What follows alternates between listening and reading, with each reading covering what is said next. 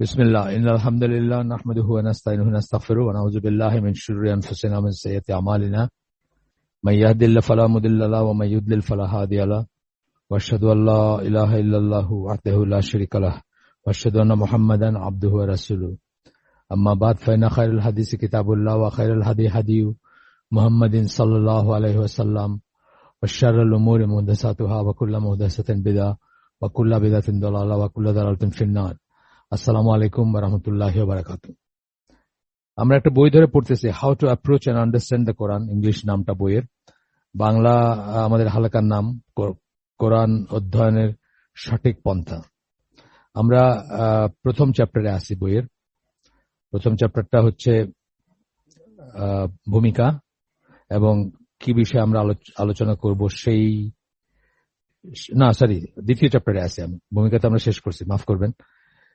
কোরআনের বৈশিষ্ট্য এবং এর প্রতি আমাদের কর্তব্য, আমরা এই চ্যাপ্টারে আছি। প্রথম চ্যাপ্টারটা আমরা শেষ করছি। এখানেও আমরা বেশ কিছু অংশ গতদিন আলোচনা করছি। গতদিন যেখানে শেষ করছি তারপর থেকে এখন শুরু করব। আল্লাহ কোরআন সম্বন্ধে কি বলেন, এটা ছিল গতদিন আলোচ্য বিষয়। আল্লাহ নিজে তার বাণী, তার কোরআন সম্বন্ধে কি বলছেন বা বলেন, সেটা আমরা গতদিন দেখছি। আজকেও সেটা থেকে একটু ফলো আপ বলতে পারেন, সেখান থেকে নিয়ে বাকিটুক আমরা দেখবো আর কি। শেষ যে কথাটা আমরা পড়ছিলাম, সেটা ছিল ডক্টর সালেহ আল ফওজানের একটা বই, মুহাদারাত ফিল আকিদা ওয়াদ দাওয়া। এটার 200 ভলিউম, 200 মুহাদারাত মানে আপনার লেকচার্স আর কি, 291-92 পৃষ্ঠা থেকে দ্বিতীয় ভলিউমের একটা উদ্ধৃতি আমরা পড়ছিলাম। সেই উদ্ধৃতিতে আবার একটু পড়ি, জাস্ট ছোট্ট, তারপরে আমরা নতুন এসে যাই। ওখানে উনি বলতেছেন যে কোরআনকে তো আল্লাহ রূহ বলছেন। সূরা 42 নম্বর সূরা, সেটার 52 নম্বর আয়াতে আল্লাহ কোরআনকে রূহ বলছেন। তো সেই প্রসঙ্গে একখানে মানে কিছু আলোচনার পরে ডক্টর সালেহ আল ফওজান একটা উদ্ধৃতি, সেটা পড়তেছি আমরা। রূহ হরণের ফলে যে পার্থিব মৃত্যু ঘটে, তার সাথে কোরআনের অনুপস্থিতিতে আধ্যাত্মিক হৃদয়ের মৃত্যুর তুলনা চলে না। শারীরিক মৃত্যু বিশ্বাসী অবিশ্বাসী দুষ্ট লোক এমনকি জন্তু জানোয়ারের বেলায়ও প্রযোজ্য। শরীরের মৃত্যু সবাই হবে, সবার বেলায় প্রযোজ্য, যা হচ্ছে পার্থিব জীবন থেকে বিদায়। আধ্যাত্মিক মৃত্যু হচ্ছে এমন এক অভিজ্ঞতা অবিশ্বাসীরা প্রতিনিয়ত যার ভিতর দিয়ে যাচ্ছে এবং যার ফলশ্রুতিতে আখেরাতে চিরতরে তারা জাহান্নামের আগুনে পতিত হবে। এটা ছিল উদ্ধৃতিটা ডক্টর সালেহ আল ফওজানের বই থেকে।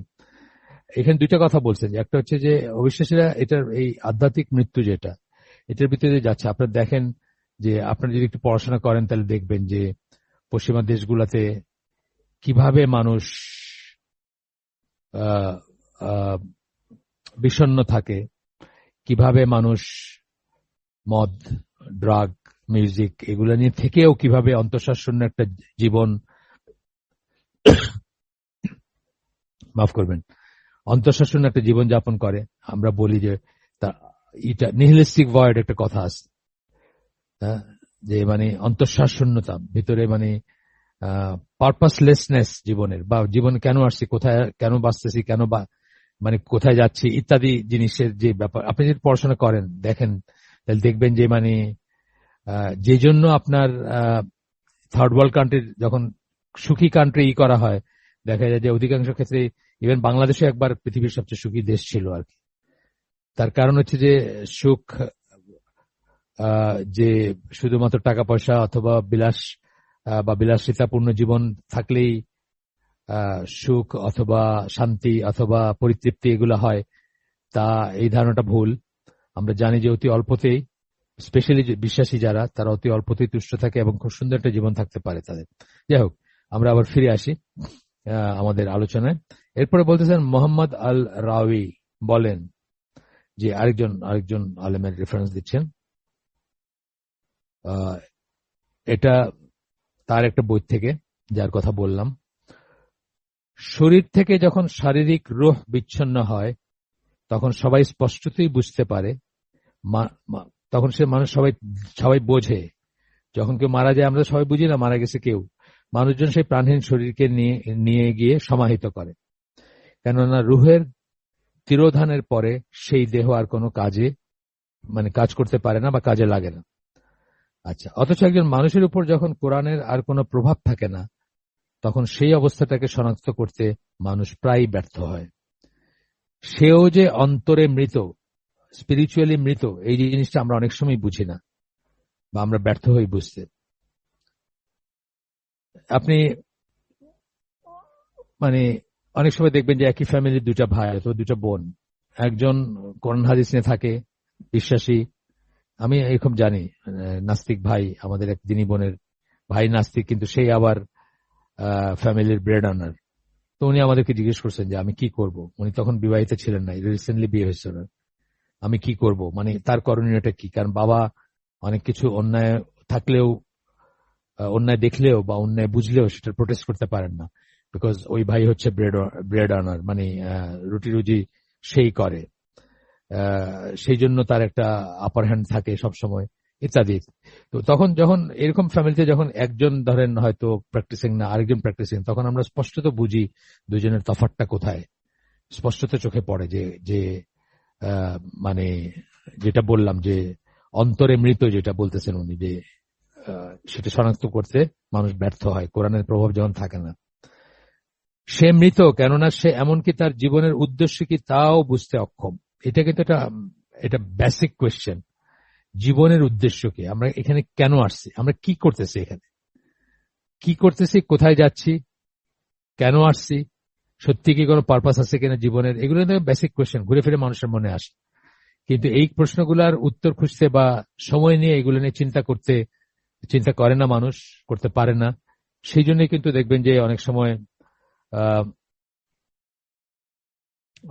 মানুষ একটা নিষ্ফল জীবন কাটায় মরে যায়, সময় দেয় না, এনাফ সময় নিয়ে চিন্তা করে না। আমি আপনাদেরকে আগে বলছি বা আরো অন্যান্য হালাকে আমি বলি যে আল্লাহ যেভাবে বলছেন যে প্রত্যেকটা মানুষ ফিতরার উপর জন্মগ্রহণ করে, কোরআনের আয়াত। তো ফিতরার উপর জন্মগ্রহণ করে, সেটা 30 বোধহয়, সূরা রুমের 30 নম্বর আয়াত, যদ্দূর মনে পড়ে আমার, কেউ দেখে দিতে পারেন, আমি শিওর না। তো প্রত্যেকটা মানুষ, হাদিসেও আসছে এই কথা, ফিতরার উপর জন্মগ্রহণ করে, ন্যাচারালি তাকে যদি বড় হইতে দেওয়া হইতো কোন রকম খারাপ ইনফ্লুয়েন্স ছাড়া, পরিবেশের প্রতিকূলতা ছাড়া, তাহলে সে মুসলিম হইতো। এই কথাটা আমি আগে বলছি, আবার বলতেছি, এটা কোরআনের টোন, এটা হাদিসেরও টোন। এটা তো আমরা অন্য একটা আয়োজনে পড়ছি যে এটা আপনার সম্ভবত 30 নম্বর সূরার 30 নম্বর আয়াত, আর হাদিসটা আছে, আমি চাইলে বের করতে পারবো। যাই হোক, তো এখন আপনি যদি চান আমি বের করতে পারবো। এখন কথা হচ্ছে যে এই যে বললেন যে তাকে যদি নিজের উপর ছেড়ে দেওয়া হইতো, তাহলে বা ন্যাচারালি বড় হইতে দেওয়া হইতো, তাহলে সে মুসলিম হিসেবে বড় হইতো। সেটা মুসলিম হিসেবে বড় হইতো, কিন্তু এনভায়রনমেন্ট অথবা বাবা মা তাকে ইহুদি বা খ্রিস্টান বানায়, অথবা এনভায়রনমেন্ট বানায়, রং এনভায়রনমেন্টে থাকলে সেখান থেকে হইতে পারে। এই প্রসঙ্গে আপনাদের সাথে আমি শেয়ার করছিলাম আগে যে একটা গল্প আছে। এই গল্পটা 1100 সামথিং খ্রিস্টাব্দের আর কি, বা অ্যারাউন্ড 1100 আর কি, 1000 থেকে 1100 এই সময়ের ভিতর, না 1000 সামথিং থেকে 1100 সামথিং। ইবন তুফাইল বলে একজন ভদ্রলোকের লেখা, স্প্যানিশ অরিজিনের স্কলার, তার লেখা হাই ইবন ইয়াকজান। আমি আগেও বলছি আপনাদেরকে সম্ভবত এটার কথা।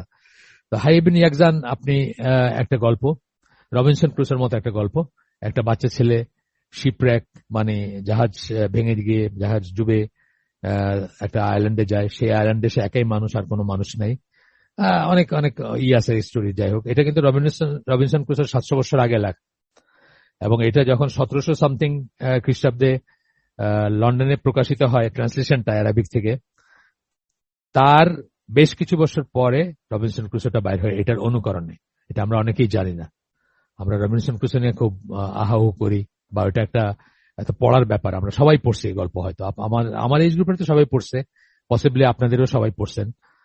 কিন্তু রবিনসন ক্রুসো আসলে এই গল্পটার অনুকরণে লেখা। তো এই গল্পটাতে যেটা দেখানো হয় যে সে কোনো মানুষের সংস্পর্শ ছাড়াই কিন্তু সে ভাবতে শুরু করে যে এই আইল্যান্ডে যে এইগুলো আছে, যা কিছু আছে, ফুল ফল, পশু পাখি, যা কিছু আছে আর কি, জীবন তো আছে সেখানে। এই সবকিছু দেখেই সে আন্দাজ করে বা অনুধাবন করে যে এগুলো আল্লাহ এমনি এমনি সৃষ্টি, মানে এগুলো এমনি এমনি সৃষ্টি হয় না, এগুলো আল্লাহ পারপাস সহকারে সৃষ্টি করছেন। এবং সে নিজে নিজেই মানে নিজের মনে নিজে মানে আল্লাহ বিশ্বাস করে বা আল্লাহর কাছে আত্মসমর্পণ করে উইদাউট মানে বাইরের কোনো সংস্পর্শ ছাড়া। এই কথাটাই আল্লাহ এই আয়াতে বলছেন, ভাই হাদিসে আসছে, যে হাদিসের কথা বললাম সেই হাদিসে এই কথাটাই আসছে যে মানে ফিতরার উপর জন্মায়, মুসলিম হিসাবে জন্মায় প্রত্যেকটা বাচ্চা, তারপরে হাদিসে যেটা আসছে বাবা মা তাকে ইহুদি বা খ্রিস্টান বানায়, এই ধরনের সামারিটা আর কি হাদিসের। তো যাই হোক, সে মৃত, কেননা সে এমনকি তার জীবনের উদ্দেশ্য কি তাও বুঝতে অক্ষম, পারপাস। এবং এটা কিন্তু মানুষ নিতে পারে না।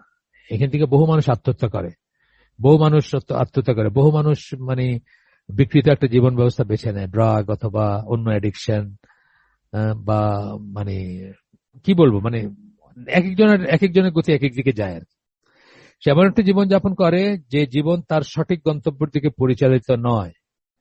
পারপাস সে নিজে জানে না, অথবা আল্লাহ যে পারপাসেই করছেন সেটার দিকে পরিচালিত না, সেরকম একটা জীবন যাপন করে সে।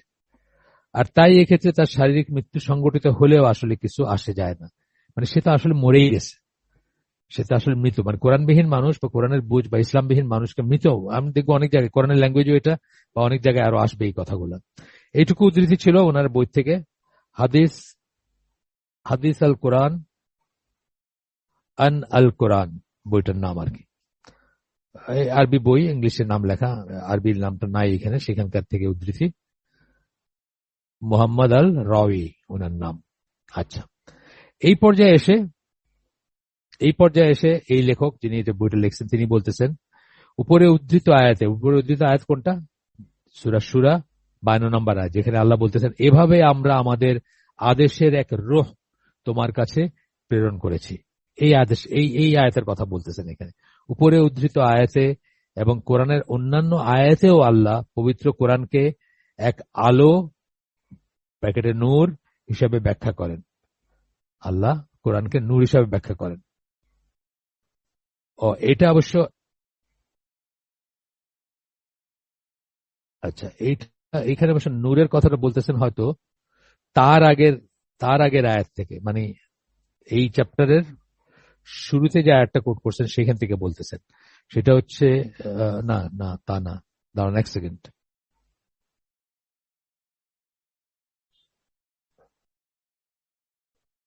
আচ্ছা, এই কাজালিকা হয় না রুহ। আচ্ছা, এই কোরআনকে এক আলো বা নূর হিসাবে ব্যাখ্যা করেন। এখানে ঠিক নূরের শব্দটা এখানে নাই, কিন্তু আমরা আগে পড়ে আসছি, অথবা এটারও অন্য অংশে থাকতে পারে। যেটুকু কোট করছেন আরবিতে সেটুকুর ভিতরে নূর শব্দটা নাই। আচ্ছা, উপরে উদ্ধৃত আয়াতে এবং কোরআনের অন্যান্য আয়াতে আল্লাহ পবিত্র কোরআনকে এক আলো হিসাবে ব্যাখ্যা করেন। আল্লাহ বলেন, এইবার একটা আয়াতি করবেন যেখানে এই এই কথাটা থাকবে, মানে আপনার রূহ কথাটা থাকবে। আমি দেখি একটু, এটা হচ্ছে সুরার আয়াতটাকে, পুরা আয়াতটা এখানে কোট করছেন। হ্যাঁ, এইখানে নূর বলছেন, ঠিক আছে।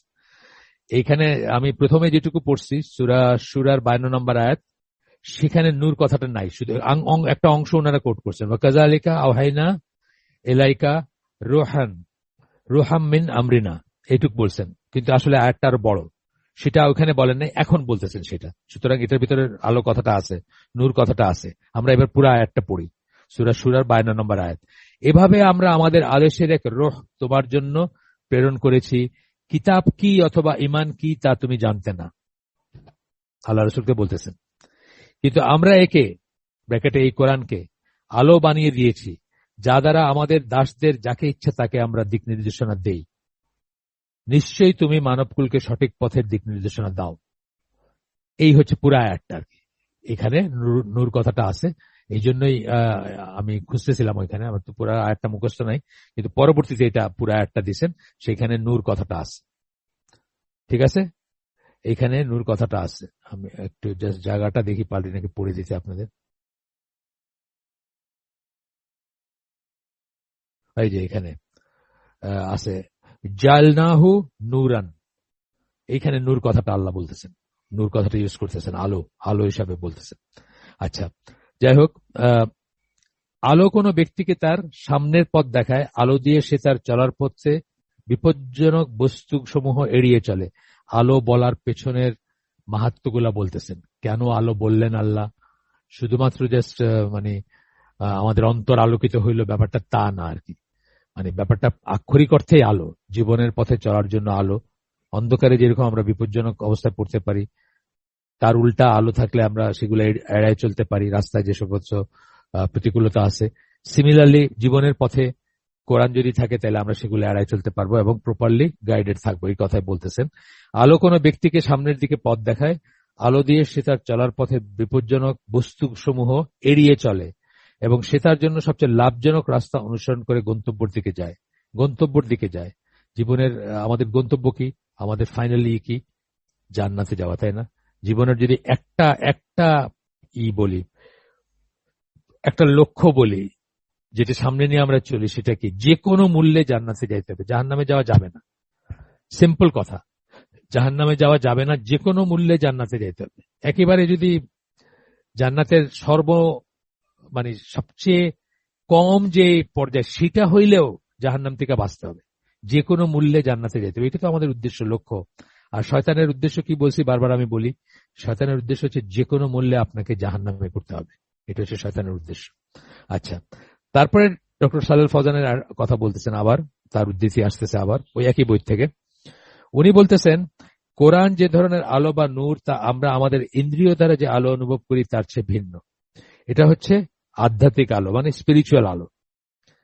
এই আলো দিয়ে আমরা পার্থিব ও ধর্মীয় জগতের কি কি আমাদের জন্য লাভজনক তা শনাক্ত করতে পারি।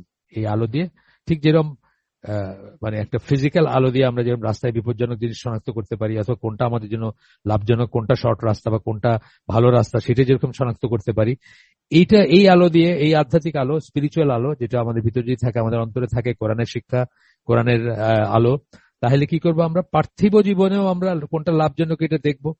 মানে ধরেন আমার যে কথাটা বললে, কথা উদাহরণস্বরূপ বলতেছে কি, যেটুকু না করলে নয়, মানে বাহুল্যটা আমরা ছেড়ে দিব, হ্যাঁ, যে করে আখেরাতের যেটুকু আমাদের দরকার আমরা দুনিয়া থেকে নিব, অবশ্যই নিব। আমরা খাবো, আমরা পরবো, আমরা আমাদের অন্ন বস্ত্র বাসস্থান থাকবে, সবই ঠিক আছে, কিন্তু আমরা এটার জন্য প্রাণাতিপাত করব না, মানে জীবনটা এই পথেই বিলায় দিব না। বিকজ আমরা, আমাদের উদ্দেশ্য এটা না, জীবনের উদ্দেশ্য এটা না। জীবনের আলটিমেট লক্ষ্য কি? জান্নাতি হওয়া। সেটার জন্য যা করণীয় সেটা করব আমরা। পার্থিব জীবনের তেলে আপনার লাভ লোকসানের ব্যাপারটা এখানে আসবে, যে কোনটার এগেনস্টে কোনটা বিনিময়ে কোনটা ট্রেড করব, কতটুকু সময় উপার্জনের জন্য ব্যয় করব, কতটুকু সময় ইবাদতের জন্য ব্যয় করব, সৎ কাজের জন্য ব্যয় করব, আল্লাহ যেগুলোতে রিওয়ার্ড রাখছেন সেগুলোর জন্য ব্যয় করব, ইত্যাদি। তো বলতেছেন যে এই আলো দিয়ে আমরা পার্থিব ও ধর্মীয় জগতের কি কি আমাদের জন্য লাভজনক তা শনাক্ত করতে পারি। এই আলোর সাহায্যে কেউ সত্যি থেকে মিথ্যাকে আলাদা করতে পারবে এবং জান্নাতমুখী পথ অনুসরণ করতে পারবে। সত্য থেকে মিথ্যাকে আলাদা করবেন। আপনি জানেন ফুরকান হচ্ছে কোরআনের একটা নাম। সেই ফুরকান কথাটা মানি হচ্ছে রাইট এবং রং এর মধ্যে পার্থক্য করণ ক্রাইটেরিয়ন বলে আর কি, মানে কি যেটা সত্য এবং মিথ্যাকে আলাদা করে বা সত্য এবং মিথ্যার ভিতর পার্থক্য নির্দেশ করে। ফুরকান, ফারাকাত থেকে আসছে ফুরকান। আচ্ছা, যাই হোক, এটাও ডক্টর সালাল ফৌজান থেকে এই উদ্ধৃতিটা, আর পৃষ্ঠা নাম্বার দিয়ে দিচ্ছেন। এটা আপনাদের কাছে অত রিলেভেন্ট না, দরকার হলে কেউ আমার কাছে চায় নেন পরে। তারপরে বলতেছে যে এই আলো মানুষকে সিরাতুল মুস্তাকিম বা সরল পথ এবং আল্লাহর দয়া ও করুণার পথ দেখায়। এই আলো দিয়ে কি দেখি আমরা? সিরাতুল মুস্তাকিম। সিরাতুল মুস্তাকিম মানে কি? যে পথের উপর আল্লাহ এবং আল্লাহ রসুলের সাহাবীরা, আল্লাহ রসুল এবং আল্লাহ রসুলের সাহাবীরা ছিলেন, যে পথের উপরে, যে একটা পথকে আল্লাহ রসুল বলছেন যে এই একটা জান্নাতে যাবে, আমার উম্মাহ 73 ভাগে বিভক্ত হবে, তার ভিতরে একটা জান্নাতে যাবে, বাকিগুলো জাহান্নামে যাবে। সেই একটা পথ, সেই একটা পথ হচ্ছে সিরাতুল মুস্তাকিম। তো সরল পথ যেটাকে আমরা বলি, এই আলো মানুষকে সিরাতুল মুস্তাকিম বা সরল পথ এবং আল্লাহর দয়া ও করুণার পথ দেখায়। এই আলো যদি থাকে, আপনি বুঝতে পারবেন কোনটা সিরাতুল মুস্তাকিম, কোন পথে আল্লাহর দয়া আছে, কোন পথে আল্লাহর করুণা আছে, সেগুলো আপনি বুঝতে পারবেন। আচ্ছা, এরপরে বলতেছেন লক্ষণীয় এখানে, এই আলো কেবল তাদের জন্যই লাভজনক যারা সেটাকে অনুসরণ করবে। এইখানে একটা কথা, যে এটা সবার জন্য উন্মুক্ত না। আমরা অনেক সময় মনে করি কোরআন বোধহয় সবার জন্য উন্মুক্ত, তা না। কিন্তু এই জন্যই হাউ টু অ্যাপ্রোচ কথাটা আসছে। অ্যাপ্রোচ কথাটা আসছে, সবার জন্য উন্মুক্ত না। কোরআনকে প্রপারলি অ্যাপ্রোচ না করলে আপনার জন্য উন্মুক্ত না। আমরা পড়বো পরে, কোরআন মানুষকে ধ্বংস করে দিতে পারে, কারোর জন্য ধ্বংসের কারণ কোরআন। আমরা একজনের কথা বলছি তো আপনাদের, এইখানে বলছি না, ডক্টর রাশাদ খলিফার কথা বলছি না, ইজিপশিয়ান ধ্বংস হয়ে গেছেন কোরআন নিয়ে গবেষণা করতে গিয়ে। তার কারণ কি? অ্যাপ্রোচটা ঠিক হয় নাই। অ্যাপ্রোচটা ঠিক নয়, একটা প্রিসেট প্রিঅ্যাজিউমড একটা নোশন নিয়ে কোরআনের কাছে গেছেন, এবং সেটা খুঁজতে গিয়ে কোরআনকে যা ইচ্ছা তাই করছেন, কোরআনকে নিয়ে যা ইচ্ছা তাই থিওরি দিচ্ছেন। সেই জন্য আল্লাহ তাকে ধ্বংস করে দিচ্ছেন। তার মৃত্যু হয়েছে কাফের হিসাবে। তাকে কেউ মেরে ফেলছে আমেরিকায়, টুসন অ্যারিজোনা, কিন্তু তার মৃত্যু হয়েছে কাফের হিসাবে। মুসলিমের মৃত্যু হয় নাই তার। তার আগেই মানে পৃথিবীর শ্রেষ্ঠ আলেমরা তাকে কাফের ফতোয়া দিচ্ছেন, বিকজ উনি নিজেকে নবী দাবি করছেন। নজবিল্লাহ। যাই হোক, এবার একটা আয়াত পড়বো আমরা, আয়াত একটা না দুইটা আয়াত পড়বো। সূরা নিসার 174-75 নম্বর আয়াত, 174 এবং 175 নম্বর আয়াত। সূরা শুরার এই আয়াতটা আপনারা দেখে নিন। এটা এই জায়গাতে সূরা শুরার 52-53 এই জায়গার আয়াতগুলো খুব ইম্পর্টেন্ট। সব আয়াতই ইম্পর্টেন্ট, কিন্তু এই জায়গার আয়াতগুলোর আলাদা, মানে হিদায়াত নিয়ে, হিদায়াত কত প্রকারের এটার যে আলোচনা আছে সেখানে এই আয়াতগুলো কোট করা হয়। হেদায়েত দুই ধরনের। একটা হেদায়েত হলো আল্লাহ আপনাকে পথ দেখাই দিলেন, শুধু এইটা হচ্ছে সরল পথ, বা এটা হচ্ছে পথ, তুমি এটা ফলো করো, বাকি দায় দায়িত্ব আপনার। আর আরেক টাইপের হেদায়েত আছে, আপনার অন্তরে মুদ্রিত করে দিবেন আল্লাহ। চোজেন পিপল যারা আর কি, অনেক মানুষের দেখবেন যে যারা কনভার্টেড মুসলিম, তাদের দেখবেন যে আউট অফ নোওয়্যার একটা মোমেন্ট এবং তারা ইসলাম গ্রহণ করছেন এবং সামিনা আতানা বইলা সবকিছু মানতে শুরু করছেন। সেটা হচ্ছে যে অন্তরে মুদ্রিত করে দেওয়া। এটা স্পেশাল পিপল, চোজেন পিপল, নিশ্চয়ই তাদের সেটা মানে কারণ আছে তাদেরকে চুজ করার, সেরকম মানুষের কিন্তু এটা হয়। এই দুই ধরনের হিদায়াতের এই বইতে আছে কিনা, এই বইতে না বোধহয় অন্য বইতে আসছে, ওই সম্ভবত তিনি হলেন জিবরিল বইটাতে আছে। তো এই দুই ধরনের হিদায়তের কথা বলা হয়েছে এখানে, যে একটা হিদায়ত হচ্ছে আল্লাহ শুধু আপনাকে পথ দেখা দিলেন, ইটস আপ টু ইউ, আপনি ওই পথ চুজ করবেন কি করবেন না। আর আরেক ধরনের হিদায়ত হচ্ছে যে আপনার অন্তরে মুদ্রিত করে দিবেন আল্লাহ, যে হিদায়তটা মানে হঠাৎ করে আপনি দেখবেন যে ওয়ান ফাইন মর্নিং আপনি সবকিছু চেঞ্জ হয়ে গেল আপনার। আরেকজনকে দেখবেন যে অনেক স্ট্রাগল করতেছে, নামাজ পড়ে আবার ছেড়ে দেয়, বা অনেক কোরআন পড়তেছে আবার ছেড়ে দিতেছে, মানে স্ট্রাগল করতেছে নিজের নফসের সাথে, নিজের হাওয়ার সাথে, নিজের শাহাওয়াতের সাথে স্ট্রাগল করতেছে, পারতেছে না। এই ধরনের মানুষও দেখবেন, তাকে আল্লাহ পথ দেখাই দিচ্ছেন, ইটস আপ টু ইউ, তুমি নিবা কি নিবা না। আরেক ধরনের মানুষ দেখবেন যে যায়, মোহাম্মদ আসাদের কনভার্সন স্টোরিটা পড়েন আপনারা, অথবা এই ধরনের আরো আছেন, এই জেফারি ল্যাঞ্জ, যারা কোরআন থেকে যাদের কনভার্সন হয়েছে আর কি, তাদের স্টোরিগুলো পড়েন, দেখবেন যে এরকম হঠাৎ একটা আয়াত বা একটা কিছু দেখেই বাস মনে করছেন যে না আর মানে এখানে আর কোনো সংশয়ের ব্যাপার নাই বা চিন্তার কিছু নাই, এরকম আর কি। আসেন এই আয়াতগুলো আমরা পড়ি। সূরা নিসা 174-75। হে মানবকুল, অবশ্যই তোমাদের প্রভুর কাছ থেকে তোমাদের কাছে নিশ্চিত প্রমাণ অবতীর্ণ হয়েছে, এবং আমরা তোমাদের জন্য এক স্পষ্ট আলো নাজিল করেছি।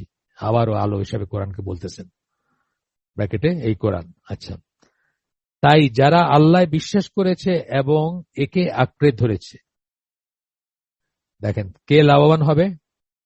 যারা আল্লাহ বিশ্বাস করছে এবং এই কোরআনকে আঁকড়ে ধরেছে, একে মানে এই কোরআনকে আঁকড়ে ধরেছে, তিনি তার করুণার ও দয়ার আশ্রয় দিবেন। সবাইকে দিবেন না, যারা আল্লাহ বিশ্বাস করছে এবং কোরআনের সাথে লেগে থাকছে, ধরে রাখছে কোরআনকে।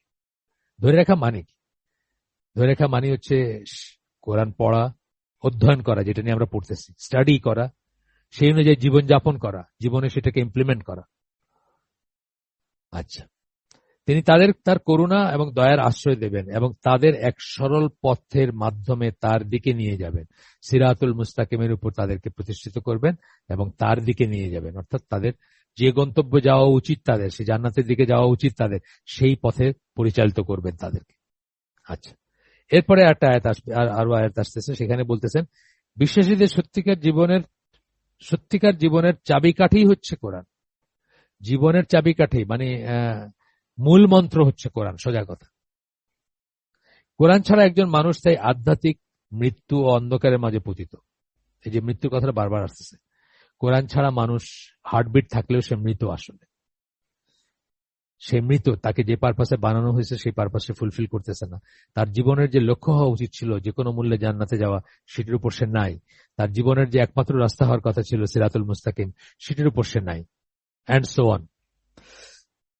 এখানে তারপরে সূরা আল আনাম 122 নম্বর আয়াত কোট করতেছেন, বলতেছেন যে মৃত ছিল এবং যাকে আমরা জীবন দিলাম ও এমন এক আলো দান করলাম যার সাহায্যে সে মানুষের মাঝে চলাচল করতে পারে, সে কি ওই ব্যক্তির মতো যে গভীর অন্ধকারে ডুবে আছে, যা থেকে সে কখনোই বেরিয়ে আসতে পারবে না? অর্থাৎ যে কোরআন বিবর্জিত, যে ইসলাম বিবর্জিত, যে ইমান বিবর্জিত, তার কথা বলতেছেন। মানে দুইটা তো এক না। লা ইস্তাওয়ি আসহাবুন নারি ওয়া আসহাবুল জান্নাতি। আমরা পড়ছি না, এই যে সূরা হাশরের একটা আয়াত আছে যে ইসের কি বলে, যারা জাহান্নামের অধিবাসী আর যারা যারা জান্নাতের অধিবাসী, তারা কি এক নাকি? তারা এক না। এখানেও বলতেছেন যাদেরকে আলো দেওয়া হয়েছে, যারা জীবিত, যারা মৃত ছিল, যাদেরকে জীবন দেওয়া হয়েছে, আর যারা আলো আলো বিবর্জিত, যারা অন্ধকারে ডুবে আছে, তারা কি সেম নাকি? তারা সেম না।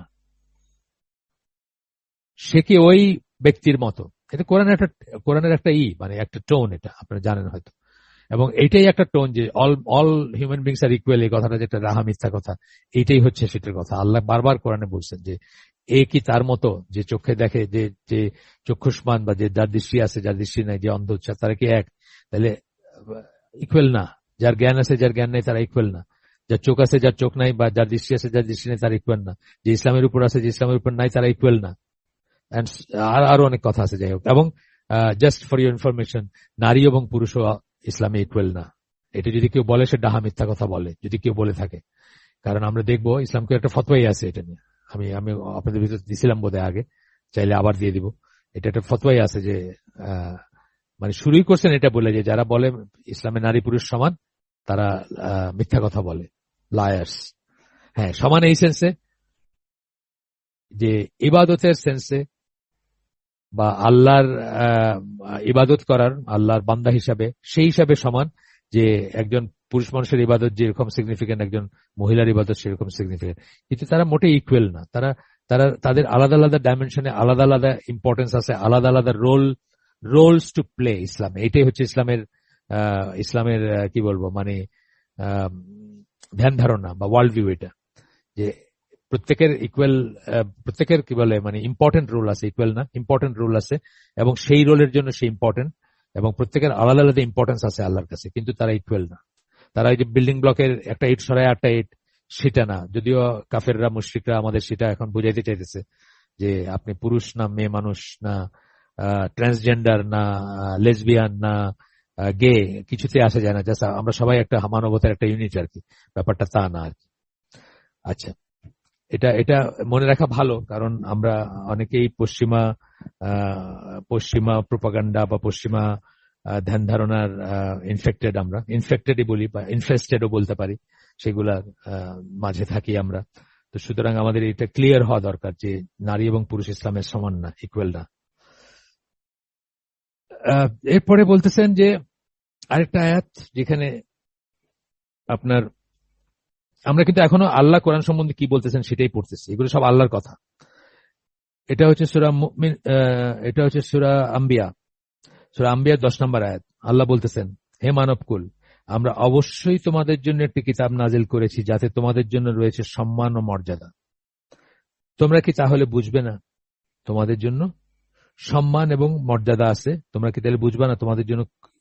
এটা এখানে সবাইকে বলতেছেন, সবাইকে বলতেছেন, মানবকুলকে বলতেছেন, সকলকে বলতেছেন। যদিও মানবকুলটা ব্র্যাকেটে আসছে, কিন্তু এটা উদ্দেশ্য হচ্ছে সবাইকে বলা। অবশ্যই তোমাদের জন্য একটি কিতাব নাজিল করেছি যাতে তোমাদের জন্য রয়েছে সম্মান ও মর্যাদা। অর্থাৎ কোরআনের মানুষ যারা, তারা সম্মানিত হবে, তাদের মর্যাদা এই হবে। আমাদের বলতে পারেন আপনি যে কই আমাদের দেশে যারা কোরআনের কথা বলে, কোরআন নিয়ে থাকে, তাদের মর্যাদা কই? ট্রু, মর্যাদা এই জন্য নাই যে তারা তো কোরআনের শুধু শব্দগুলাকে আত্মীকরণ করে, ওয়ার্ড গুলাকে আত্মীকরণ করে, মিনিংটাকে আত্মীকরণ করে না, মিনিংটাকে জীবনে ধারণ করে না।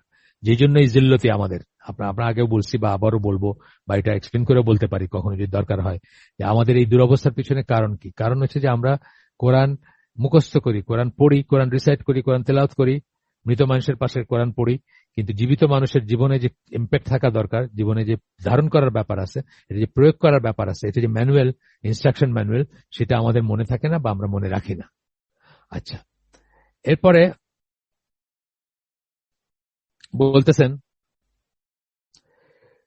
এই আয়াত, এইটা এখন যেটা পড়লেন সূরা আম্বিয়া 10 নম্বর আয়াত, এটা ঈসেদের উদ্দেশ্যে ছিল মেইনলি, কুরাইশি আরব যারা তাদের, কিন্তু এটা আসলে সকল সময় সকল মানুষদের জন্যই প্রযোজ্য, সবার ব্যাপারে প্রযোজ্য, সবাইকে আল্লাহ আহ্বান করতেছে, ওই সেন্সে আহ্বান করতেছেন যে তোমরা আসো, দিনে আসো, ইসলামে আসো, কোরআনের কাছে আসো, বা কোরআন যা বলে সেটার কাছে সারেন্ডার করো। এটা আরবদের জন্য এক বিরাট আশীর্বাদ ছিল যে কোরআন তাদের ভাষায় নাজিল হয়েছিল। এটা আরবদের জন্য একটা বিরাট আশীর্বাদ ছিল, কেন? তাদের ভাষায় নাজিল হয়েছিল। তাতে কি হয়েছিল? তাদের জন্য ইজি ছিল এটা বোঝা। তারপর তাদের মধ্য থেকে যারা এর সাথে লেগে থাকবে তাদের সেই সম্মান ও মর্যাদা সহকারে স্মরণ করা হবে যা আল্লাহ তাদের দান করেছে। যারা তার সাথে থাকবে তাদেরকে সম্মান এবং সেই মর্যাদা আল্লাহ দিবেন, দিছিলেন, এখনো দিবেন, আগামীতেও দিবেন। আমি আপনাদের একটা গল্প বলছি, আমাদের এক দিনী ভাই ছিল, তবলিগ করতো, আমার 2 বছর জুনিয়র, জাহাজের ক্যাপ্টেন ছিল। তো অনেক আগের কথা, এটা 80s এর কথা। একদিন তার অফিসে বসে আছি, তা আমি তখন খুব অ্যান্টি সৌদি একটা ফিলিং ছিল আমার, বা অ্যান্টি সৌদি একটা স্ট্যান্ড ছিল আমার, অথবা স্ট্যান্ড ছিল আমার বলতে পারেন। তো আমি তাদেরকে বলতেছি যে এই লোকগুলা সব আকাম কুকাম করে, লাক্সারি করে, কি সব পয়সা উড়ায়, জুয়া খেলে, কত রকম কথা আছে না আরবদের নিয়ে, সেগুলো বলতেছে আর কি। বলতেছি এরা কি করছেন যে আল্লাহ এদেরকে, এরা কি করছে যে আল্লাহ এদেরকে এত কিছু মানে এইভাবে ফেভার করছে যে পয়সা শেষ করতে পারে না, উড়ায় দিয়েও শেষ করতে পারে না। তো তখন সে আমাকে বলতেছে, ভাই আমরা অনেক সময় একটা বড় কাজ করলে বড় একটা পয়সা আর্ন করে ওটাকে ব্যাংকে রাখি, রেখে অনেকদিন ওটাতে খাইতে পারি, খাই না এরকম, মানে যতদিন শেষ না হয় ততদিন তো এটা খাইতে পারি। এরাও এরকম বিরাট 2টা কাজ করছে, যে 2টা কাজের জন্য আল্লাহ তাদেরকে যে বিশাল রিওয়ার্ড দিচ্ছেন, সেটা যদি তারা অপচয় করে শেষ করে দেয়, তাহলে যেদিন শেষ হবে সেই সেই রিজিক যেদিন শেষ হয়ে যাবে সেদিন আবার তারা ভিক্ষা করবে আগের মতো। কিন্তু যদি তা না হয় আর সেটা সে যদি লেগে থাকে তারা, তাহলে আল্লাহ তাদেরকে আরো বহুগুণ বাড়ায় দিবেন। সে বলতেছিল আর কিন্তু তার নিজস্ব বোধ, আমি বলতেছি, যদিও সে তবলিগপন্থীরা তো সৌদি আরবকে খুব একটা পছন্দ করে না এমনিতে, তারপরেও আর কি তার এটা বোধ ছিল। তো সে আমার বলতেছিল যে সেই 2টা বড় কাজ কি, একটা হচ্ছে যে তারা শিরক বিবর্জিত করছে তাদের ভূমিটাকে। মোহাম্মদ বিন আব্দুল ওয়াহাবের পরে যারা, যাদেরকে আমরা ওয়াহাবি বলে গাইল দেই, যে ট্রেন্ডটা, যে মানে ইসলামের যে স্ট্রিক্টেস্ট ফর্ম অফ যেটা আর কি, অস্টার যেটাকে বলে, বা খুব খুব দুনিয়া বিবর্জিত একটা ছিল তাদের। তো যাই হোক, তারা যখন সেই সেই সেই লাইনটা যখন ফলো করলো, করে কি করলো, মোহাম্মদ বিন আব্দুল ওয়াহাবের পরবর্তী সময়টা বা ওনার সময় থেকে সমস্ত শিরকের মূলোৎপাটন করা হলো সৌদি আরবে। সৌদি আরবে কিন্তু মাজার ছিল, বা এই ইজিপশিয়ানদের বদৌলতে, ইজিপশিয়ানরা যেহেতু ওয়েল কানেক্টেড ছিল, বা ওই ছিল আপনার কি বলে, ওই তুর্কিশদের সাথে, তুর্কিশরা যখন করতো তাদের নির্ধারিত শরীফ ছিলেন, মক্কা মদিনা হিজাজের শাসক ছিলেন। এই সময়টা অনেক বিদআত, অনেক শিরক ওইখানে ছিল। তো এই এই ডাইনেস্টিটা, মানে মোহাম্মদ বিন আব্দুল ওয়াহাবের পরবর্তী ফলোয়ার যারা, বা আব্দুল আজিজ বিন সৌদ, এরা আসার পরে একদম এইগুলোকে একেবারে লেভেল করে দিচ্ছে, সমস্ত মাজার টাজার বা এই ধরনের যে সমস্ত ব্যাপারগুলো ছিল শিরক এবং বিদআতের, একদম লেভেল করে দিচ্ছে এবং পিওর তাওহীদের প্রিচ করতে শুরু করছে। এটা হলো একটা, মানে ওই আমার এই জুনিয়রের মতে। আর 2 নম্বর হচ্ছে তারা হজকে সেভ করছে। এটা ট্রু যে এই ডাইনেস্টি আসার আগে আপনি মক্কা থেকে মদিনা যাওয়ার পথে 50-50 চান্স আর কি, ফিরে আসবেন কি আসবেন না, রাস্তায় ডাকাতি করে আপনাকে খুন করে সবকিছু নিয়ে নিচ্ছে, এইরকম ছিল। এখন যারা মক্কা মদিনায় গেছেন, আপনি দেখছেন তো, মানে যারা গেছেন বা ট্রাভেল করছেন তারা জানেন, রাত্রে 1টা, 3টা, 5টা, সকাল 9টা, এনি টাইম একজন একজন মহিলাও যদি একা, ওরা ট্রাভেল করতে দেয় না, দিত না, একজন মহিলা যদি একা ট্রাভেল করেন তার আসলে কোনো শঙ্কা নাই ওইখানে, প্রাণ নিয়ে কোনো শঙ্কা নাই, তার জানমালের কোনো শঙ্কা নেই। এই ব্যাপারটা আর কি আপনারা জানেন। সৌদি আরব সম্বন্ধে যাদের এক্সপিরিয়েন্স আছে তারা জানেন যে সৌদি আরবে একজন মেয়েকে আপনার পাশে, মানে একজন হিজাবি নেকাবি মেয়ে, যেটা তাদের ড্রেস আর কি, টিপিক্যাল সৌদিদের যে ড্রেসটা, তাকে পাশে বসায় আপনি পসিবলি ড্রাইভিং লাইসেন্স ছাড়া পুরো সৌদি আরবে ঘুরে আসতে পারবেন, আপনাকে কেউ কিছু জিজ্ঞেস করবে না। মানে এতই অ্যাডভান্টেজ মেয়েদের এখানে, এতই অ্যাডভান্টেজ। একজন মেয়ে আছে আপনার সাথে, মানে প্রপার ড্রেসে আছে, প্রপার ইসে অ্যাটায়ারে, বা প্রপার ইসে, মানে হিজাব নেকাবে আছে, সে মানে আপনি প্রিভিলেজ রীতিমতো। আপনি যে কোনো পার্কে যাইতে পারবেন, আপনি যে কোনো রেস্টুরেন্টে ঢুকতে পারবেন, আপনি যে কোনো মলে যাইতে পারবেন, যেটা একটা চ্যাংলা ছেলে পারবে না, বা একটা সিঙ্গেল মানুষ পারবে না। যাই হোক, বিসাইডস দ্য পয়েন্ট, আমরা আবার ফিরে আসি। তো এই কথা বলতেছেন যে কারো মান মর্যাদা ও বিজয় আসলে সত্যিকার বিশ্বাসীতে পরিণত হয়ে এই কোরআনকে আঁকড়ে ধরা এবং জীবনে সেটাকে প্রয়োগ করার মাঝে নিহিত। তাহলে কারো মান মর্যাদা আর বিজয়, যেহেতু আমরা এটাকে জীবনে ধারণ করি না, এটা বুঝি না, এই মতো কাজ করি না, এই মতো জীবনের কিছু আপনাদেরকে আমি বলছি, আমি মাদ্রাসা শিক্ষাকে অপছন্দ করি। কেন অপছন্দ করি সেটাও বলছি একদিন এক্সপ্লেন করে, যে এই কারণটার জন্য, যে এই কোরআন তাদের অন্তরে ঢোকে না, কখনো ঢোকে নাই, অ্যাভারেজ বলতেছি, সবার কথা বলতেছি না, আমি জেনারেল কথা বলতেছি। এবং কোরআনের কোনো প্রতিফলন নাই তাদের চরিত্রে। তারা কোরআনের পাতা, হাদিসের পাতা ছিঁড়ে আন্ডারের ভিতরে ঢুকে নকল করতে পারে মাদ্রাসার আলেম ফাজিল এইসব পরীক্ষাতে গিয়ে। তাদের ভিতরে এটা ঢুকে না, তাদের ভিতরে কোরআনের কোনো ঢুকে না। আপনি দেখবেন তারাবির সিজনে যখন তারাবি পড়ে ব্র করে পড়ে যেতেছে, আপনি জানা সূরাটাও আপনি ধরতে পারবেন না কোন সূরাটা পড়ে গেল বা কোন আয়াতটা পড়ে গেল। মানে যেগুলো মুখস্থ সেগুলো না। আমি বলছি ধরেন আপনি অনেকবার পড়ছেন সূরা সাজদা পড়ছেন, ধরেন অনেকবার শুনছেন, অনেকবার পড়ছেন, পড়ে গেল একটা আয়াত, আপনার প্রিয় আয়াত বা জানা আয়াত, কিন্তু আপনি ওইখানে যেমন ওই যে 6 দিনে আল্লাহ দুনিয়া করছেন, মানে আকাশ সমূহ এবং পৃথিবীকে 6 দিনে সৃষ্টি করছেন, এই আয়াতটা আছে যেমন। তারপরে আরশের উপরে আরশের উপরে উঠছেন আল্লাহ, এই আয়াতটা আছে, আপনার খুব প্রিয় আয়াত, কিন্তু এমন ভাবে পড়ে গেল করে আপনি বুঝলেন না যে এটা পড়া শেষ হয়ে গেল। এরকম করে, তার কারণ কি? তার ভিতরে ঢুকে নাই, সে কখনো রিফ্লেক্ট করে না, সে কখনো চিন্তা করে না, তাদাব্বুর তাফাক্কুর এগুলো কিছু নাই। সে শুধু মুখস্থ করছে, শুধু ওয়ার্ড গুলা মুখস্থ করছে। এটা কিন্তু হাফেজের ডেফিনিশন না। হাফেজের ডেফিনিশন হচ্ছে ওয়ার্ডও মুখস্থ করবে, অর্থও মুখস্থ করবে, অর্থকে জীবনে ধারণ করবে এবং সেই অনুযায়ী জীবনযাপন করবে। আচ্ছা আসেন, এখানে আল্লাহ বলতেছে, আরেকটা আয়াত আমরা কোট করবো, এটা হচ্ছে সূরা মুনাফিকুন 8 নম্বর আয়াত। সম্মান হচ্ছে আল্লাহ ও তার রাসূলের এবং বিশ্বাসীদের, যদিও মুনাফিকরা তা জানে না। সম্মানিত হবে শুধু আল্লাহ, সম্মান হচ্ছে আল্লাহ, তার রাসূল এবং বিশ্বাসীদের। আপনি যদি সেই বিশ্বাসী হন, এই যে বললাম সৌদি আরবের কথা, যে সৌদি আরব কি করছিল, আমি আমার নিজের প্রশ্ন ছিল, আমি তখন খুব এন্টি সৌদি একটা স্ট্যান্ড ছিল আমার নিজের প্রশ্ন ছিল যে কি এমন করছে যে এরা মানে এরকম এত নিয়ামত, মানে এত সম্পদ, এতই মানে লাইফটা কি তাদের। তখন আমি বুঝলাম যে আপনার, আমি একটা গল্প বলি আপনাদের, মানে তারা তাদের ঐশ্বর্যের গল্প বলতে গিয়ে, মানে তারা কিন্তু দিনের জন্য অনেক কিছু করে, এটা আমি হয়তো রিয়েলাইজ করি না। খুব যারা ওই সোসাইটিতে মিশে তারা আসলে ব্যাপারটা রিয়েলাইজ করবে যে কি করে তারা। আভা বলে একটা জায়গায় আমি গেছিলাম, এটা হচ্ছে আপনার ইয়েমেন বর্ডারের দিকে, 7,900 ফিট উঁচুতে একটা পাহাড়ি, ওটা রিসোর্টই বলতে পারেন, গোটা সিটিতে একটা রিসোর্ট। সৌদি যারা মিলিনিয়ার তারা সামারের সময় ওইখানে চলে যায়, এবং ওইখানে বাসাগুলা যে ভাড়া দেওয়া হয় অ্যাপার্টমেন্ট গুলা, সেই অ্যাপার্টমেন্ট গুলো আপনার 3 মাসের জন্য ছেড়ে দিতে হবে সবাইকে, এই শর্তে ভাড়া দেওয়া হয়। তো আমরা বাংলাদেশে একটা কমিউনিটির কাছে গেছিলাম শীতকালে, তো তারা হচ্ছেন কিং খালেদ ইউনিভার্সিটির ওই টিচার তারা। তো তারা আপনার ওইখানে মানে তাদের আপনার কি বলে ওই তাদের অ্যাপার্টমেন্ট গুলো তাদের সাথে ওই শর্তেই তারা ইসের পরে ছাড়িয়ে দিতে হয় তাদেরকে, মানে একটা একটা সময়ের পরে তাদেরকে ছাড়িয়ে দিতে হয়। তো ওইখানে গেছিলাম আমরা। তো যেটা বললাম যে এই যে সম্মানিত করার ব্যাপার বলতেছি, সেটা বা যেটা মানে ওদেরকে যে আল্লাহ ঐশ্বর্য দিচ্ছেন সেটার ইউজটার কথা বলতেছিলাম। ওইখানে একটা দাওয়া সেন্টার আছে, আপনারা হয়তো অনেকেই জানেন যে সৌদি আরবের দাওয়া সেন্টার গুলো, এই যে আমরা জুবাইল থেকে আব্দুল আল হাদি, আব্দুল আল কাফি, ইনারা এই যে করেন, এই যে আমাদেরকে অনেক কিছু পাঠান টাঠান, এই জুবাইল জুবাইল সহ এই যে দামাম বা অন্যান্য জায়গায় যে দাওয়া সেন্টার গুলোর থেকে আমরা অনেক ভিডিও পাই, অনেক পাই, এগুলো কিন্তু সব প্রাইভেটলি রান, মানুষ প্রাইভেটলি ফান্ড করে মানুষ। এগুলো আমরা অনেকে মনে করি গভর্নমেন্ট, এগুলো গভর্নমেন্টের না, কিন্তু তো আবার যে সেন্টারটা ওইটা ওইরকম, যে ওইটা গভর্নমেন্টের না, প্রাইভেটলি ফান্ড আর কি, প্রাইভেটলি ফান্ডেড। তো ওইখানে তারা করছেন আপনার এই যে একটা অ্যাপিল রাখছিলেন যে কিছু ফান্ড দরকার তাদের। তো এক লোক আসছে, আইসা ওই অফিসে কেউ ছিল না, শুধু পিয়ন ছিল অফিসে। তো ওই পিয়নকে বলতেছে যে আমি তো একটু দান করতে চাইছিলাম, মানে তো তুমি এই চেকটা রাখো, তুমি এটা ইসেরকে দিও আর কি, মানে তো চেকটাতে কি 56 লক্ষ টাকা লেখছে সে আর কি, বাংলাদেশি টাকায় 56 লক্ষ টাকা। মনে হচ্ছে যে জাস্ট মানে 10 টাকার একটা নোট দিয়ে গেল আর কি।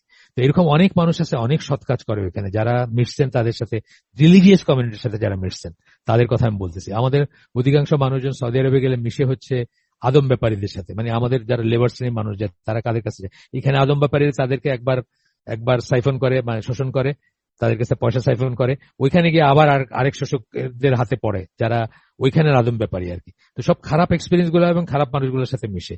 কিন্তু দিনী কমিউনিটির সাথে যদি আপনি মিশেন, সৌদি আরবে যারা মিশছেন তারা জানেন আমার এই কথাগুলো কত আর কি। এবং তারা কিন্তু আল্লাহর দেওয়া ফেভারের সম্মান রাখে, তারা সম্মান রাখছে। এবং এই জন্যই আমার ওই বন্ধু জুনিয়র যেভাবে বলছে যে এই নিয়ামত শেষ হবে সেই দিন যেদিন তারা এটাকে স্পেন্ড করে ফেলবে, মানে আর নতুন করে আর্ন করবে না। তাহলে এই জমা পয়সাটা বা জমা পয়সা যেভাবে শেষ হয়ে যায়, এই নিয়ামত তাদের শেষ হয়ে যাবে। আর তারা যদি সৎ কাজ করতেই থাকে তাহলে নতুন নতুন করে আল্লাহ তাদেরকে নিয়ামত দেবেন ইনশাআল্লাহ। সেটা হচ্ছে আমাদের ওয়ার্ল্ড ভিউ, আমাদেরই, যে আমরা যদি আল্লাহর পথে থাকি। আল্লাহর সূরা নূরের 55 নম্বর আয়াতে আল্লাহ কি বলছেন, যে জমিনে আপনাকে কর্তৃত্ব দিবেন কি শর্তে, কখন দিবেন আপনাকে কর্তৃত্ব? যখন আপনার তাকওয়া থাকবে, আল্লাহকে যখন ভয় করবেন তখন। আপনি বিলিয়নার, আপনি রকেট বানাইছেন, আপনি মিসাইল বানাইছেন, আপনি অ্যাটম বোম বানাইছেন, জমিনে কর্তৃত্ব দিবেন না আল্লাহ আপনাকে তখন দিবেন যখন আপনি আল্লাহকে ভয় করবেন। দেখে নিন সূরা নূরের 55 নম্বর আয়াত 55। আচ্ছা, আমরা এখন একটু আগাই। এখানে বললেন যে যদিও মুনাফিকরা তা জানে না, মানে বিশ্বাসীদেরই সম্মান হওয়ার কথা, সম্মানটা কেবলই বিশ্বাসীদের হবার কথা, কিন্তু মুনাফিকরা তা জানে না। মুনাফিক বলতে মুসলমানদের ভিতরে যে মুনাফিক আছে তারা, এবং মুনাফিক মানে কাফের মুনাফিক সবার কথা আসতেছে এখানে, যে তারা রিয়েলাইজই করে না যে সম্মান লাভের বা সম্মানিত হওয়ার সেফেস্ট ওয়ে, কুইকেস্ট ওয়ে হচ্ছে আল্লাহকে ভয় করা এবং পরিপূর্ণরূপে আল্লাহ বিশ্বাস করা বা আল্লাহর দিনে বিশ্বাস করা, বিশ্বাসী হওয়া, যেটা আল্লাহ বললেন যে আল্লাহ তার রাসূল এবং বিশ্বাসীদের সম্মান। যাই হোক, এরপরে আসি, কোরআনকে অনুসরণ করার পূর্বে তারা পৃথিবীর কাছে পরিচিত ছিল না। কাদের কথা? আরবদের কথা বলতেছেন। তারা পরিচিত ছিল না, কেউ জানতো না। এটা ইতিহাসের এক অন্ধকার কোনায় পড়েছিল আরবের এই অংশটা, হিজাজ, এটা দখল করাটাও কারোর কাছে ওয়ার্ড ছিল না। সেই আব্রাহা আসছিল, তারপরে থেকে ওই একটা মানে কি বলবো, একটা ব্লাইন্ড স্পটে ছিল বলতে পারে। ইটস নট ওয়ার্থ, এবং দখল করা ওয়ার্ড ছিল না। তো বলতেছেন যে কোরআনকে অনুসরণ করার পূর্বে তারা পৃথিবীর কাছে পরিচিত ছিল না, অথবা পৃথিবীর সম্মানিত কোনো জাতীয় ছিল না। পৃথিবীকে দেওয়ার মতো তাদের এমন কিছু ছিল না, তারা দেওয়ার মতো কিছু নেই, তাদের কাছে কারণ নেওয়ারও কিছু নেই। তো এরপরে বলতেছেন যে সৈয়দ কুতুব তার ফি জিলাল কোরআন, তার একটা আছে, তফসির আছে। যদিও এই তফসির সম্বন্ধে একটু নোক্তা দিয়া বলা উচিত যে এই তফসির, যেভাবে আমরা তাফহিমুল কোরআনকে বলি, যে এটাও একটু যারা সত্য মিথ্যা এবং ভুল শুদ্ধকে পার্থক্য করতে পারবেন, শুদ্ধের পার্থক্য করতে পারবেন, তাদের জন্য পড়াটা ভালো। তার এমনি খুব ভালো তফসির, কিন্তু কিছু সমস্যা আছে। একইভাবে জিলালুল কোরআনেরও, ফি জিলালুল কোরআন, সেটারও সমস্যা আছে সৈয়দ কুতুবের, যদিও খুব পপুলার তফসির দুনিয়াতে। তাফহিমুল কোরআনও কিন্তু খুব পপুলার তফসির। কোরআনের বাণী ছিল পৃথিবীকে উপহার দেওয়া, সৈয়দ কুতুব বলতেছেন কোরআনের বাণী ছিল পৃথিবীকে উপহার দেওয়ার মতো তাদের একমাত্র ঐশ্বর্য। যখন তারা এটা কোরআনের বাণী লাভ করলো, এইটাই তাদেরকে পৃথিবীতে প্রমিনেন্ট বানাইলো, পৃথিবীতে ইম্পর্টেন্ট বানাইলো, পৃথিবীতে ক্ষমতাশালী বানাইলো, এবং তাদেরকে মানে সভ্যতার শিখরে নিয়ে গেল। মানে মধ্যযুগ যেটা বলি, সেখানে ইসলামের সভ্যতাই ছিল পৃথিবীর ডমিনেন্ট সভ্যতা তখন। সো মাচ সো দ্যাট ছদ্মবেশে Christian England, Christian France, Christian Germany থেকে ছদ্মবেশে মানুষজন স্পেনের মুসলিম ইউনিভার্সিটিতে পড়তে আসতো, জ্ঞান অর্জন করতে আসতো। আচ্ছা, এ দ্বারা তাদের মর্যাদা বৃদ্ধি পেয়েছে। তার পূর্ব এবং পশ্চিমব্যাপী নেতৃত্বের আসনে উন্নীত হয়, যেটা আমি বললাম আর কি, যে তারা সারা দুনিয়ার লিডারশিপ, মানে দুনিয়ার পিকে ছিল সেই সময়টায়। কিসের বদৌলতে? কোরআনের বাণী, কোরআনটাকে জীবনে ধারণ করার জন্য তাদের এই উত্থান ঘটছিল। সৈয়দ কুতুব বলতেছেন এটা আমরা এমনি বুঝি, আমরা যারা একটু পড়াশোনা করি তারা এমনি বুঝি যে এটা ব্যাপারটা তাই। এরপরে আমরা ওই যে যার ইসের থেকে তাফসিরে সাদি যেটা বলি, সেখান থেকে একটা উদ্ধৃতি আসতেছে, একটি কিতাব যাতে তোমাদের জন্য রয়েছে সম্মান ও মর্যাদা। সূরা আম্বিয়ার এই অংশটা, আয়াতের 10 নম্বর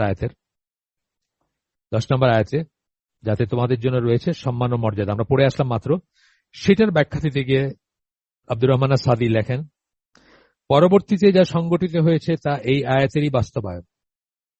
পরবর্তী যে সংগঠিত হয়েছে, তার মানে এই আয়াত নাজিল হওয়ার পরে, রাসূল সাল্লাল্লাহু আলাইহি ওয়াসাল্লামের পিরিয়ডের পরে, ধরেন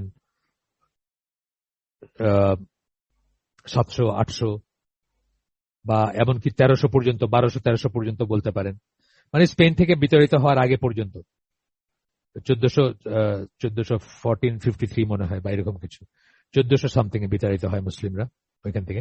তার ধরেন 50 বছর আগে বিতাড়িত হয়েছে, তার একদিনে হয় নাই, ডিক্লাইন শুরু হয়েছে। তো তার 50 বছর আগে ধরেন 1400 পর্যন্ত, 1400 খ্রিস্টাব্দ পর্যন্ত ধরেন এই অবস্থাটা ছিল, যে এই যে সম্মানের অবস্থা বা পিকে ছিল, সভ্যতার পিকে, সেটা বলতেছে।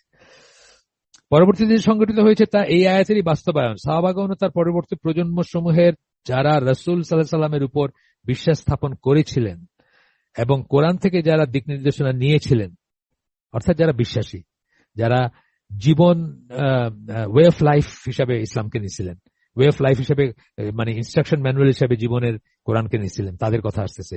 তারা খ্যাতি, সম্মান ও মর্যাদা লাভ করেছিলেন এবং বিভিন্ন রাজসভায় সম্মানিত হয়েছিলেন। যেটা তাদের সাম্রাজ্য, সেখানে তো তারা খ্যাতি সম্মান লাভ করছিলেনই। তারা যখন ট্রাভেল করছেন, যেমন চায়নায় গেছেন বা অন্যান্য জায়গায় গেছেন, যেসব মুসলিম দেশ না বা যেগুলো জয় করে নাই ইসলাম, মানে ফিজিক্যালি জয় করে নাই বা ইসলামী সাম্রাজ্য না, সেসব জায়গায় গেছেন যখন, সেখানে তারা সম্মানিত হয়েছেন। এটা সর্বজন বিদিত। ইবনে বতুতা বা এই ধরনের আরো অন্যান্য যারা ট্রাভেল করছেন তাদের লেখা থেকে আমরা জানি। একইভাবে যারা কোরআন নিয়ে ভাবেনি এবং তা দ্বারা পরিচালিত হয়নি বা পরিশুদ্ধ হয়নি, তাদের পরিণতিও সবার জানা আছে।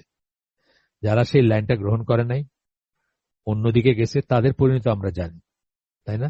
যখন ডেভিয়েট করে গেছে, বাগদাদ 1200 সামথিং এ বাগদাদ ধরেন, 1200 সামথিং এ বাগদাদের সেই আব্বাসীয় খলিফা যারা ছিলেন বা শাসক যারা ছিলেন, কি করুণ পরিণতি হয়েছে তাদের।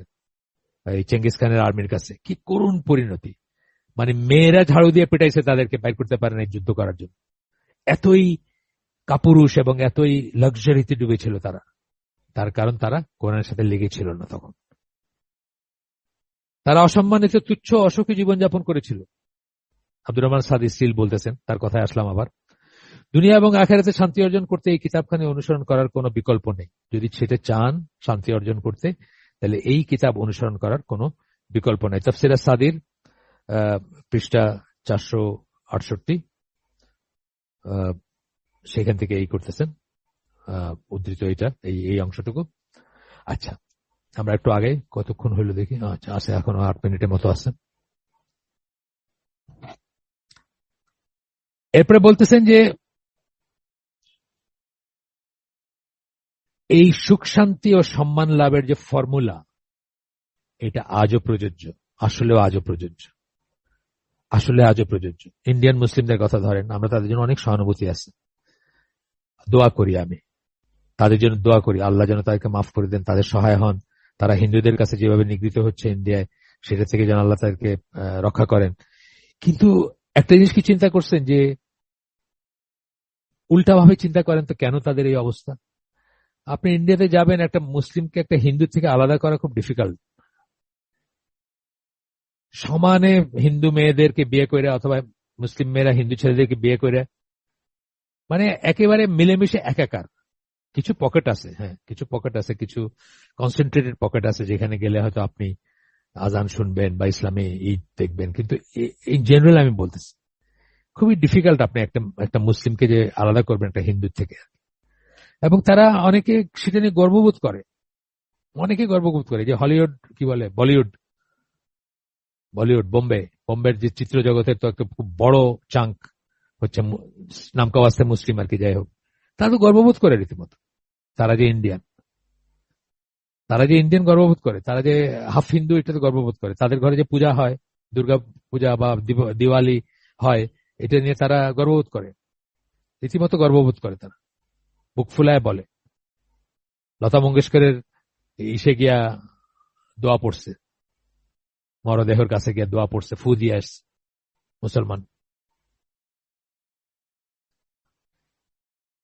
তো বলতেছেন যে সুখ শান্তি ও সম্মান লাভের এই নীতিমালা সব সময়ের জন্য প্রযোজ্য। আজও একজন বিশ্বাসী যদি সম্মানিত হতে চায়, অসম্মানজনক ও লজ্জাকর জীবন যাপন না করে যদি সম্মান মর্যাদা সহকারে মাথা উঁচু করে বাঁচতে চায়, তবে তাকে কি করতে হবে? আল্লাহ তা বলে দিয়েছেন, তাদের কোরআনের কাছে ফিরে আসতে হবে।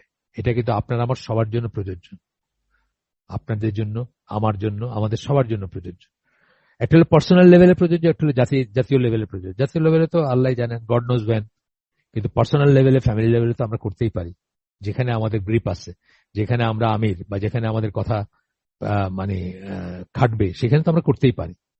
হয়তো আমরা সারা দুনিয়া চেঞ্জ করে ফেলতে পারবো না, বলতেছি নয় আমরা সারা দুনিয়া চেঞ্জ করে ফেলতে পারবো, বা সেই দায়িত্ব আল্লাহ আপনার আমার মতো মানুষের হাতে দেনও নাই, কাঁধে দেনও নাই।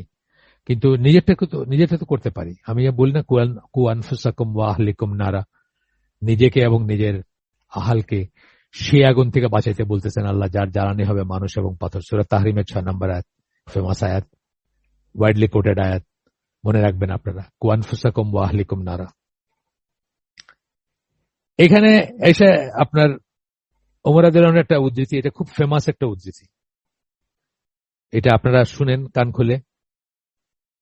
আমরা ছিলাম সবচেয়ে ঘৃণিত এক জনগোষ্ঠী, যেটা বললাম ইনসিগনিফিকেন্ট, কেউ পাত্তাই দিত না তাদের।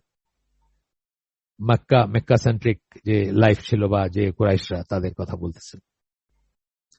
আল্লাহ আমাদের সম্মান দেখালেন এবং ইসলামের মাধ্যমে ক্ষমতা দিলেন।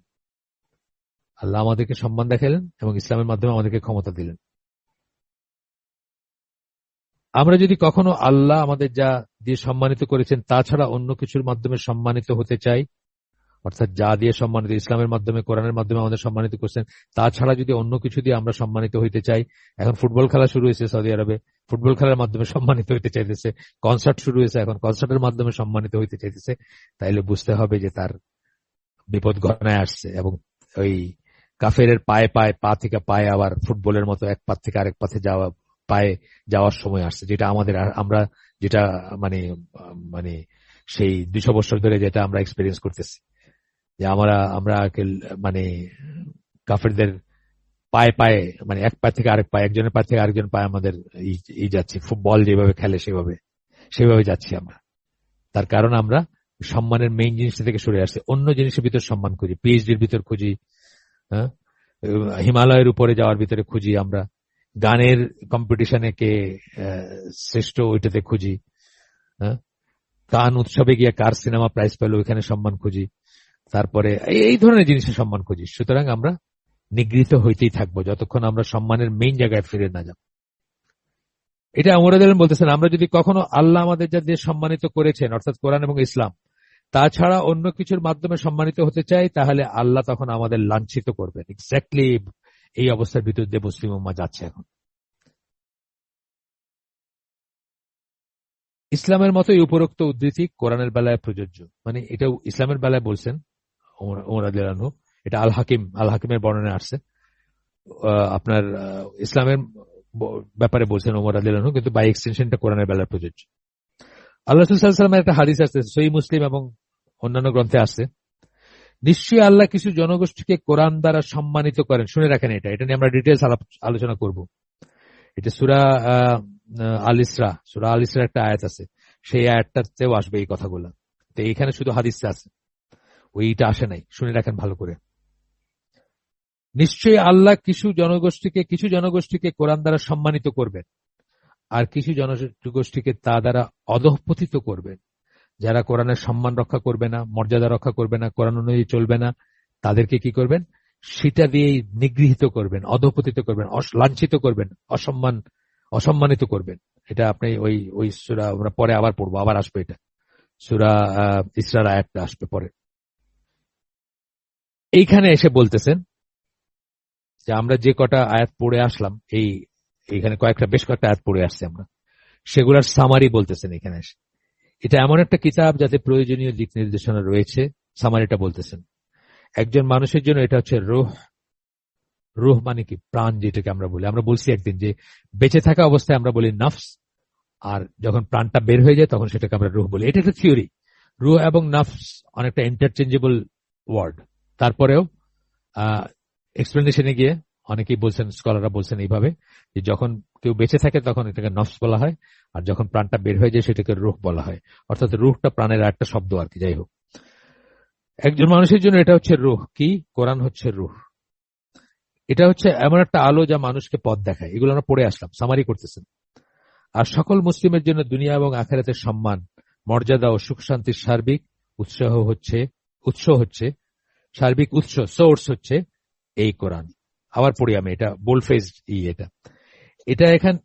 এটা এমন একটা কিতাব যাতে প্রয়োজনীয় দিক নির্দেশনা রয়েছে একজন মানুষের জন্য এটা হচ্ছে রূহ, এটা হচ্ছে এমন এক আলো যা মানুষকে পথ দেখায়। আর সকল মুসলিমের জন্য দুনিয়া ও আখিরাতের সম্মান, মর্যাদা ও সুখ শান্তির সার্বিক উৎস হচ্ছে এই কোরআন। এইটা সামারাইজ করলেন এই এতক্ষণ ধরে আমরা যত আয়াত পড়লাম সেগুলোর আলোকে। আমরা ইনশাআল্লাহ যেখানে শেষ করতেছি আগামী দিন সেখান থেকে শুরু করব। সূরা ইসরার ওই আয়াতটা 82 নম্বর আয়াত, 17 নম্বর সূরা 82 নম্বর আয়াত পরে আসবে আলোচনায়। ঠিক আছে, আমরা পরের দিন করব। সুবহানাকা আল্লাহুম্মা ওয়া বিহামদিকা আশহাদু আল্লা ইলাহা ইল্লা আনতা আস্তাগফিরুকা ওয়া আতুবু ইলাইক। আমরা যে শুনলাম তার ভিতরে ভালো কিছু শুনে থাকলে সমস্ত প্রশংসা আল্লাহর, আলহামদুলিল্লাহ। খারাপ কিছু শুনে থাকলে সমস্ত ব্যর্থতা আমার এবং সেটা শয়তানের তরফ থেকে। আল্লাহ আমাদেরকে তৌফিক দিন যা ভালো শুনলাম তার উপর আমল করার। আসসালামু আলাইকুম ওয়া রাহমাতুল্লাহি ওয়া বারাকাতুহু।